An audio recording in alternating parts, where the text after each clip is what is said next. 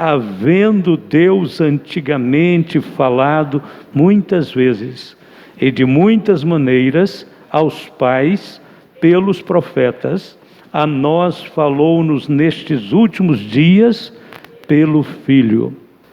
A expressão estes últimos dias é uma expressão escatológica. Eu vou explicar a palavra. A palavra escatológica ou escatologia é uma palavra grega e ela é composta. Ela é composta da palavra escatos mais a palavra logia. Aí vem escatologia. O que é escatos? Escatos são as últimas coisas. Logia é estudo. Então, escatologia, o estudo das últimas coisas. Era correto os apóstolos esperarem Jesus, a volta de Jesus, nos dias deles? Era correto. O Senhor Jesus falou da sua volta muitas vezes e incumbiu os seus servos de estarem prontos, preparados. Então eles começaram a preparar-se para a segunda vinda de Cristo, logo ali, quando ele subiu aos céus. Porque naquele dia que ele subiu aos céus, lá do Monte das Oliveiras, 2 anjos desceram e disseram para os apóstolos: por que vocês estão olhando para o céu? Esse mesmo Jesus que vocês viram subir, da mesma maneira como ele subiu, ele vai descer. Então havia uma expectativa de que Jesus podia voltar a qualquer momento. Mas a Bíblia nos dá algumas pistas de que o tempo demoraria, seria extenso, não seria tão pequeno. Vamos dar uma rápida olhada em Mateus capítulo 25, aonde Jesus fala a respeito dos últimos dias. Ele primeiro no capítulo 24 prega o sermão escatológico, o sermão dos últimos dias. No capítulo 25 ele conta 2 parábolas, das 10 virgens e dos talentos. E a parábola dos talentos, no capítulo 25, versículo de número 14, está escrito assim: porque isto é também como um homem que, partindo para fora da terra, chamou os seus servos e entregou-lhes os seus bens. E a um deu 5 talentos, a outro 2, a outro 1, a cada um segundo a sua capacidade, e ausentou-se logo para longe. Agora, olha bem o verso de número 19. E muito tempo depois, veio o Senhor daqueles servos e fez conta com eles. Olha a segunda vinda de Cristo aqui. Mas a Bíblia diz assim, muito tempo depois. A questão do tempo é muito relativa, porque nós estamos falando de um Deus eterno. Então, para Deus, a Bíblia diz que 1000 anos é como um dia. Então, às vezes, na ótica divina, dentro da ótica divina, às vezes não, dentro da ótica divina, se Jesus voltar agora, ele voltou muito rápido, porque se 1000 anos para Deus equivale a um dia, é como se ele tivesse vindo 2 dias depois. Para nós, somos humanos, finitos, parece longo. Então, dentro do texto aqui, diz, e muito tempo depois. Então, relativamente, para nós, pode significar muito tempo depois mesmo. 2000 anos é muito tempo. Mais um detalhe. Esta passagem que eu estou acabando de ler, ela, a pergunta minha, é uma pergunta para reflexão. Ela, este muito tempo depois, ainda continua válida para nós hoje? Ou seja, eu posso dizer para um irmão, baseado nesse versículo, que Jesus ainda pode demorar mais 2000 anos para voltar? Aí eu digo para você, já respondendo, creio que não. Creio que essa passagem, que diz que Jesus voltaria muito tempo depois, era perfeitamente válida para os primeiros apóstolos, discípulos iniciais. A igreja que viveu aquele primeiro século. Ah, mas não é válido para nós hoje? Não, ela está escrita, ela tem seu fundamento, ela nos remete a uma avaliação, a um entendimento. Mas qual é a palavra para a igreja de hoje, para os crentes que vivem no ano 2022? Aí você tem que ir lá para o livro do Apocalipse, capítulo 1. No capítulo 1 do livro, logo no início do livro, verso 1, diz assim: revelação de Jesus Cristo, a qual Deus lhe deu para mostrar aos seus servos as coisas que, qual a palavra que vem? As coisas que brevemente devem acontecer.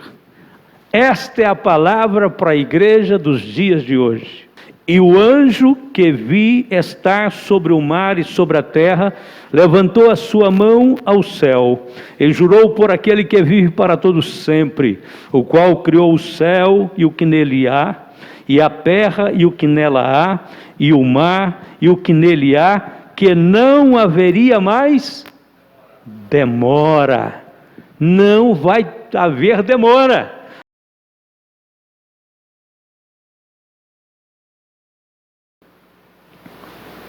Verso de número 10. E disse-me: não seles as palavras da profecia deste livro, porque próximo está o tempo. Verso 12. Eis que cedo venho, e o meu galardão está comigo, para dar a cada um segundo a sua obra. Verso 20. Aquele que testifica essas coisas diz, vamos ler? Certamente cedo venho. Amém. Ora vem, Senhor Jesus. Ora, tudo isso lhe sobreveio como figuras, e estão escritas para aviso nosso, para quem já são chegados os fins dos séculos. Carta de Paulo, 1 Coríntios 10, verso 11. E nos últimos dias acontecerá, diz Deus, que do meu Espírito derramarei sobre toda a carne. Atos 2,17. Quando é que esta promessa, quando que esse evento aconteceu? No dia de Pentecostes. Pedro pregou, Pedro tomou a profecia de Joel, aplicou no evento perfeitamente, uma interpretação perfeita do Espírito Santo. Então não há dúvida. Os apóstolos, depois da ressurreição de Jesus, quando ele estava aparecendo naqueles 40 dias, eles estavam muito preocupados com os últimos dias. E eles queriam saber de Jesus se era naquele momento, naquela circunstância ali da ressurreição, que Jesus ia estabelecer o reino de Deus. É nesse tempo, Senhor, que o Senhor vai restaurar o reino de Israel? Então o Senhor diz aqui o que está escrito em Atos 1,7. Não vos pertence saber os tempos ou as estações que o Pai estabeleceu pelo seu próprio poder. Então, este tempo que se estende já para mais de 2000 anos, está dentro do fórum divino, da competência divina, né? O saber por que Deus tem permitido a história se estender tanto, é uma decisão dele, é uma escolha que ele determinou no seu próprio conhecimento, na sua própria sabedoria.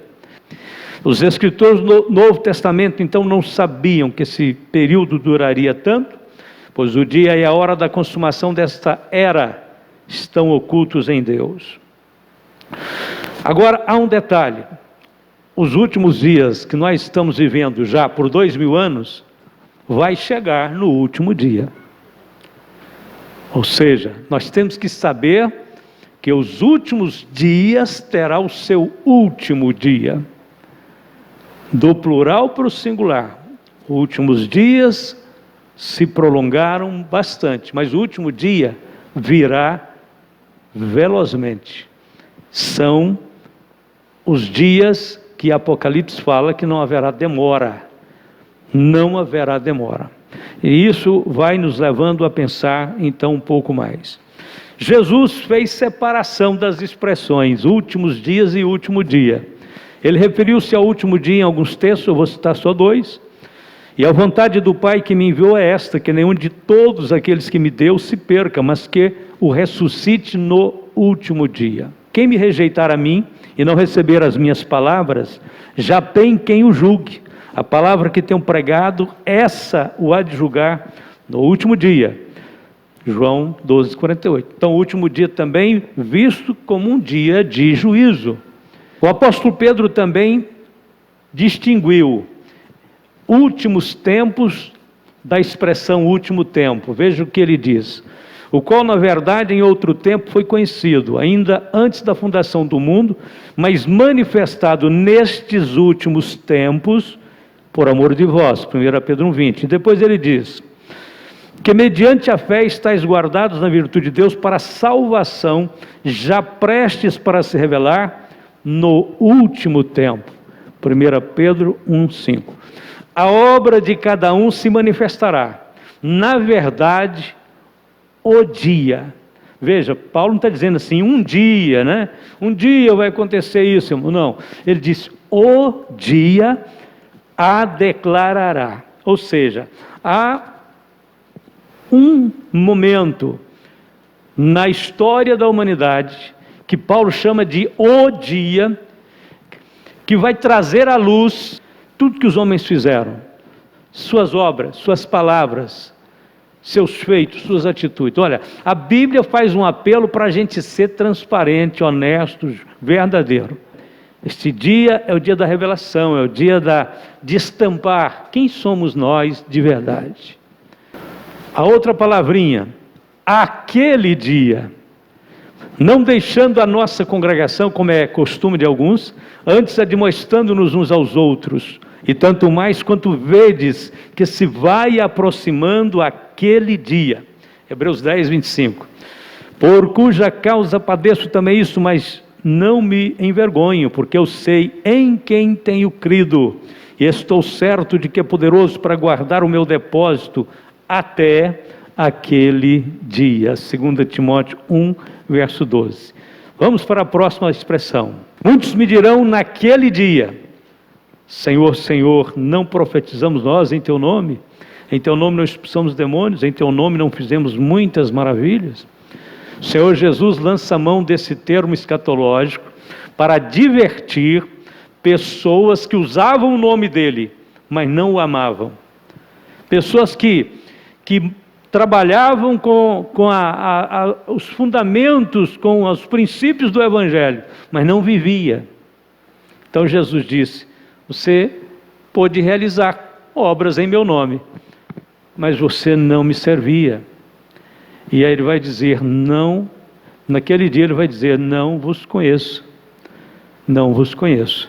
Digo-vos que mais tolerância haverá naquele dia para Sodoma do que para aquela cidade. Lucas 10, 12. Jesus fala aqui das cidades que ele fez milagres e não se convertiam, não arrependiam. E ele lembra então da cidade de Sodoma, que foi uma cidade perversa, muito leviana, e que acabou sendo alvo do juízo de Deus.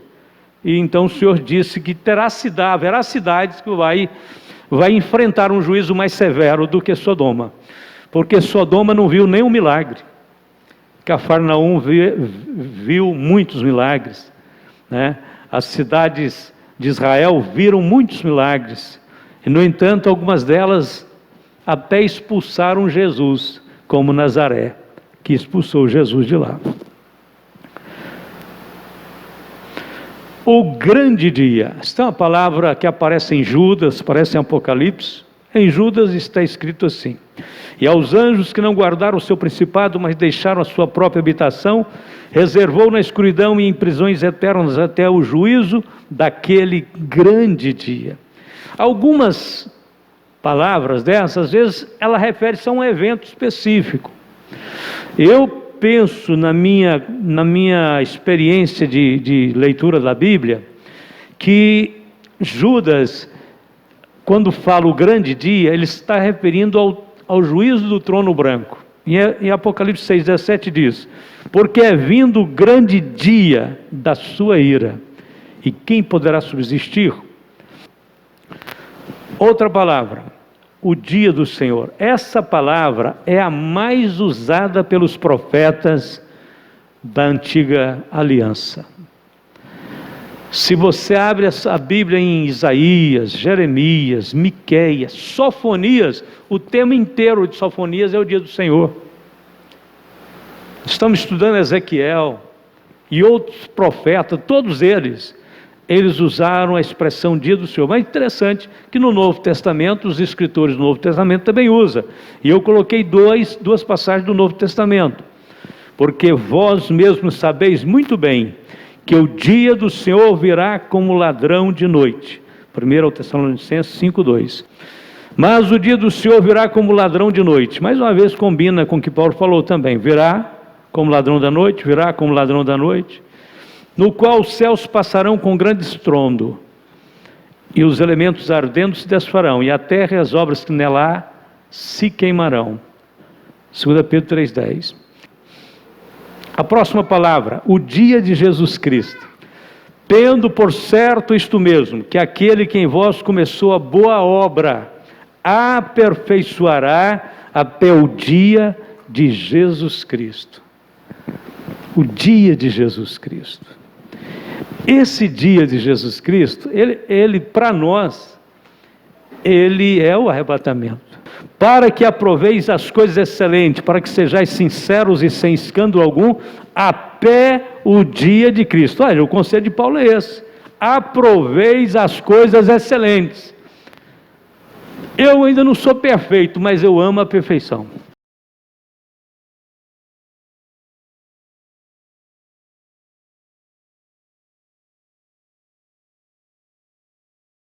Então o dia de Cristo vai ser o dia em que tudo que eu não consegui atingir, mas lutei para atingir. Chorei porque não conseguia às vezes aquele nível, mas eu batalhava todos os dias, rejeitando a minha própria natureza má, buscando a vontade de Deus. Naquele dia, a Bíblia diz que o Senhor completará. Essa é a minha esperança, essa é a nossa esperança. Nós não vamos entrar no céu levando nenhum resquício da velha natureza. Tem que acontecer algum milagre. Tem que acontecer alguma obra sobrenatural, alguma intervenção divina, uma ação profunda de Deus na nossa mente, no nosso coração. Por quê? Porque no céu a gente não vai levar ira para o céu. Nós não vamos levar vingança para o céu. O céu não é lugar de maldade. O lugar que vai ser cheio dessas coisas ruins é o inferno. O céu vai ser cheio de amor, de bondade, pureza. O céu é um lugar de coisas limpas e puras. Eu não posso estar lá com algumas coisas que ainda existem na minha natureza. Por quê? Porque não cabe lá. Então que Deus tenha misericórdia de nós, porque se isso não cabe lá, tem que haver algum meio de ficarmos livres disso. E nós sabemos que é o sangue de Jesus Cristo que nos purifica de todo o pecado. Porque lá no céu não apenas nós não praticaremos o mal, nós não teremos desejo de praticar o mal. Porque algumas pessoas não praticam, mas desejam, pensam. Lá não vai ter espaço para pensar no mal. Lá não vai ter ambiente para agasalhar o mal. Esse é o dia de Jesus Cristo. Jesus Cristo não é ministro do pecado. A Bíblia diz que ele é ministro de uma salvação eterna. Vamos mais. O dia de Jesus Cristo, retendo a palavra da vida, para que no dia de Cristo possa gloriar-me de não ter corrido nem trabalhado em vão. Filipenses 2,16. O dia do juízo é uma palavra escatológica forte. Em verdade vos digo que no dia do juízo haverá menos rigor para o país de Sodoma e Gomorra do que para aquela cidade. Por isso eu vos digo que haverá menos rigor para Tiro e Sidom no dia do juízo do que para vós. Mas eu vos digo que de toda palavra ociosa que os homens disserem, hão de dar conta no dia do juízo. Assim sabe o Senhor livrar da tentação os piedosos e reservar os injustos para o dia de juízo, para serem castigados. 2 Pedro 2,9. Vamos para a próxima palavra, chegando no final, o dia da ira. Dia da ira, mas segundo a tua dureza e teu coração impenitente, entesouras ira para ti no dia da ira e da manifestação do juízo de Deus. Romanos 5:2-5. Apóstolo Paulo trabalhou com esse tema na carta, na Epístola aos Romanos. No capítulo 2 de Romanos, Paulo fala daqueles que resistem a longanimidade, a bondade de Deus, que está vendo Deus dar tempo, oportunidade de arrepender, de voltar, e endurece. Paulo disse assim: você entesoura para ti mesmo juízo. E Paulo diz que Deus será muito severo com aqueles que desprezaram, fizeram pouco da sua bondade, da sua misericórdia. Alguém diz assim, já vi pessoas dizendo: eu já fiz isso, nunca aconteceu nada comigo. Eu pratiquei isso, fiz aquilo, estou vendo do mesmo jeito. Ele esquece que se ele fez uma coisa ruim e continua vivo, é porque Deus é sumamente misericordioso. Não significa que Deus está dizendo: continua fazendo o que você fez, está tudo bem. Não. Se a gente faz uma coisa ruim e escapa, não é para a gente pensar que pode fazer de novo. É para a gente olhar para o céu e dizer: Senhor, obrigado, o Senhor não levou em conta a minha ignorância. E a verdade é que a Bíblia diz isso mesmo. Deus, não tendo em conta os tempos da ignorância, anuncia a todos os homens e em todos os lugares que se arrependam. E esperar dos céus a seu Filho, a quem restou dos mortos, a saber, Jesus, que nos livra da ira futura. A promessa do Evangelho é essa: Deus nos livra da ira futura. A ira de Deus caiu no Calvário, caiu sobre Cristo na cruz. Deus não quer cobrar a dívida duas vezes. Quem tem Jesus como Salvador, Deus não vai cobrar a dívida sua, porque Ele já cobrou em Cristo. Jesus experimentou a ira de Deus, para nós experimentarmos o perdão. Porque Deus não nos destinou para a ira, mas para a aquisição da salvação por nosso Senhor Jesus Cristo. Esses versículos, os últimos dois que eu estou lendo, são versículos que mostram que a igreja não vai passar pela grande tribulação, porque a grande tribulação é tempo de ira, e a Bíblia diz que Deus não nos destinou para a ira. Então a igreja vai ser tirada da terra antes dos juízos começarem. Os juízos de Deus só vão começar depois do arrebatamento. Dia da redenção, glória a Deus, esse é um dia glorioso. E não só ela, mas nós mesmos que temos as primícias do Espírito, também gememos em nós mesmos, esperando a adoção, a saber, a redenção do nosso corpo. Romanos 8, 23. Nós estamos aguardando, não é a redenção da nossa alma, bem entendido aí, fala a redenção do corpo, porque a redenção da alma já foi efetuada. Quando Jesus morreu na cruz, Ele morreu para que nossa alma fosse salva, redimida. Então, quando você crê em Jesus, você pode dizer: eu fui salvo, Jesus me salvou. Aí alguém diz: mas você ainda fica doente, o seu corpo ainda está envelhecendo. Sim, o meu corpo ainda não foi afetado, tocado pela virtude da redenção que já foi paga. Até que a ressurreição aconteça, nós continuamos aguardando a redenção do corpo. E quando vai acontecer isso? Olha: e não entristeçais o Espírito Santo de Deus, no qual estáis selados para o dia da redenção. Aos Efésios 4:30. O dia da redenção para a igreja é o dia do arrebatamento. É o dia da ressurreição dos mortos, dos vivos serem transformados. O fim.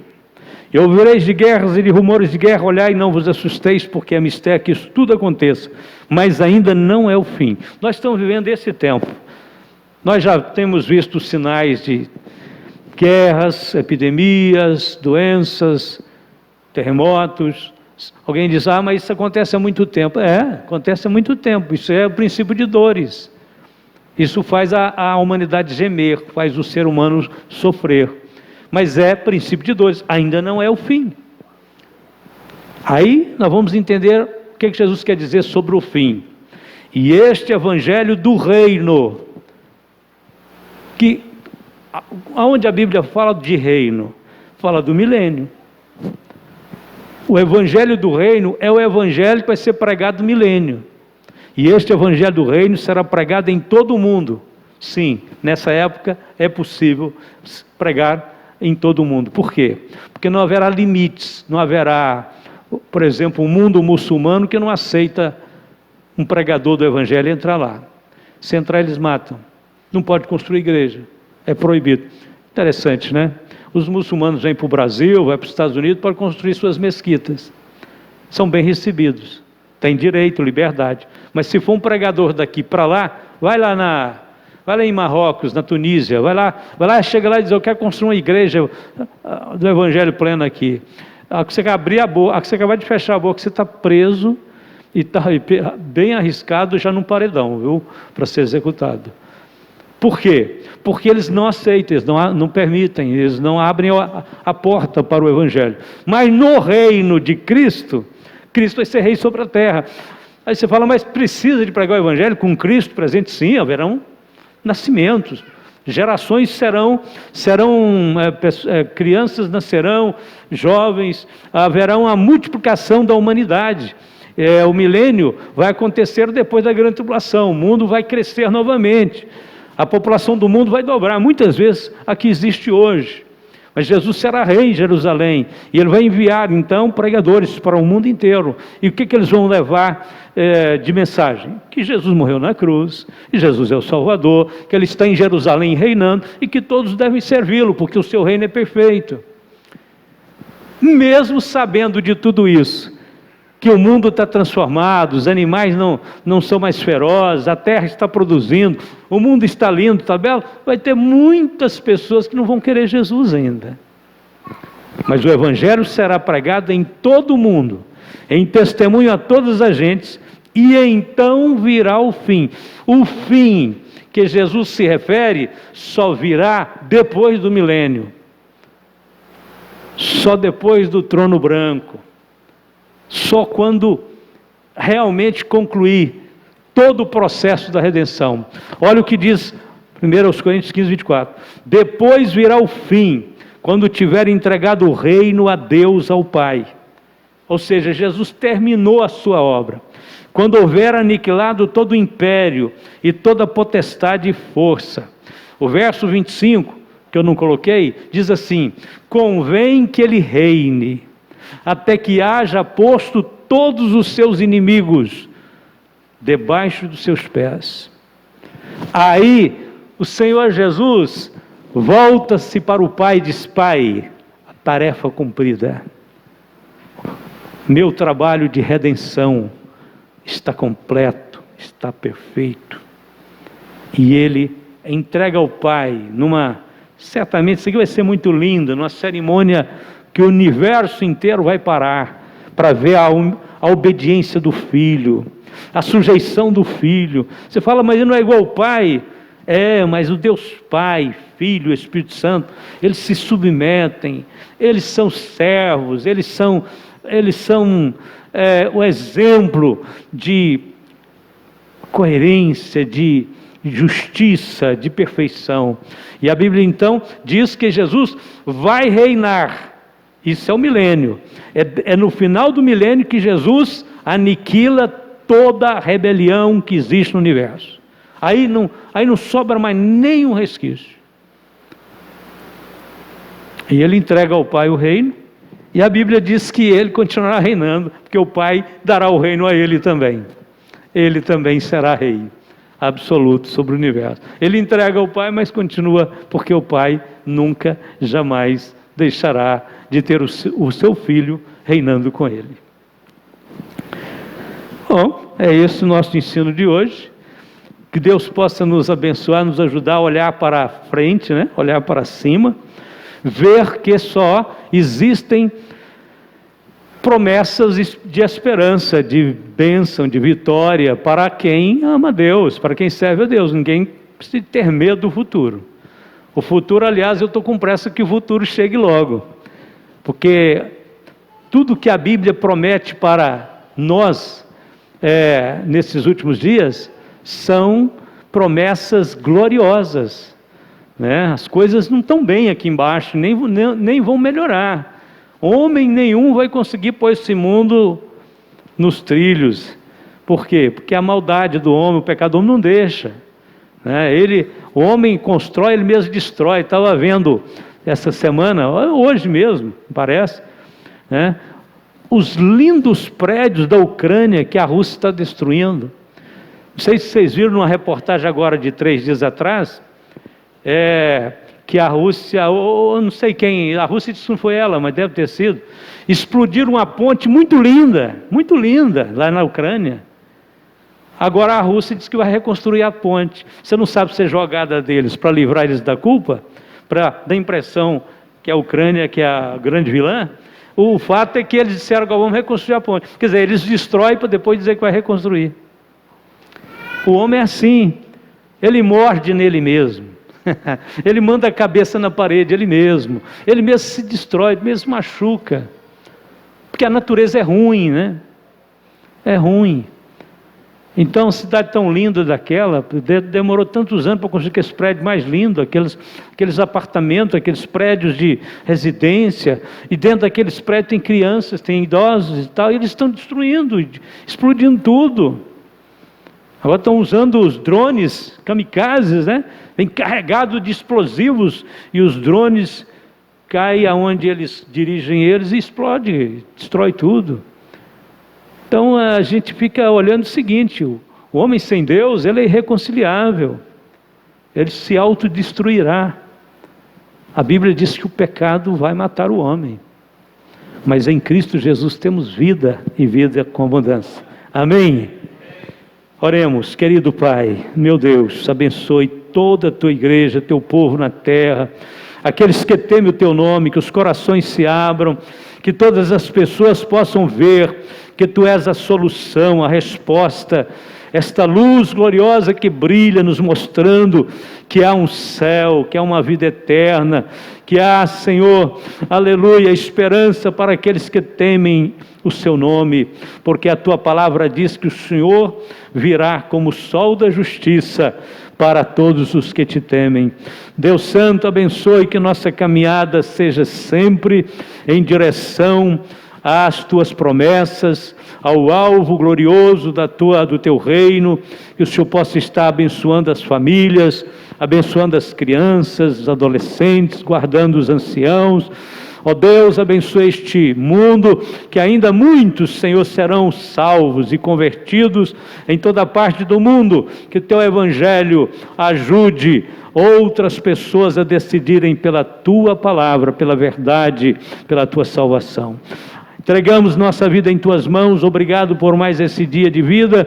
Agora despede Teu povo em paz, guarda no retorno para casa, que todos possam chegar bem, dormir em paz, ter um final de semana feliz debaixo da graça de Jesus. Em nome do Senhor, Te agradecemos todos dizendo amém e amém.